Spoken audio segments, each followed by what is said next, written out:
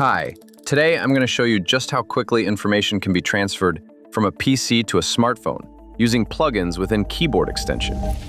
Before you begin, pair the Keyboard Extension app for Windows with the Keyboard Extension mobile app. Unauthorized users cannot create or modify widgets, so make sure you're logged in. Let's go ahead and create a new widget.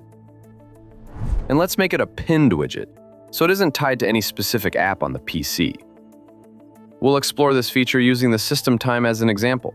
To do this, select Label from the preset list.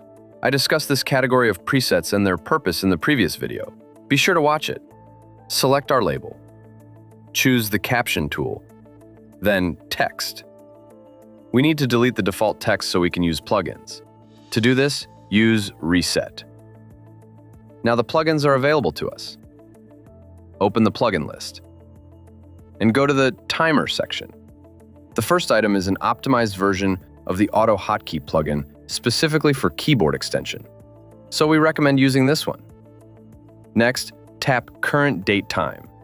Done. Now you can see how quickly information is transferred from the PC to the smartphone. Let's quickly tweak the appearance of our result.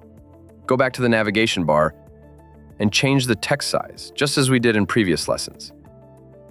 Go back to the navigation bar again. Select Border, then Visibility, and turn off the border display.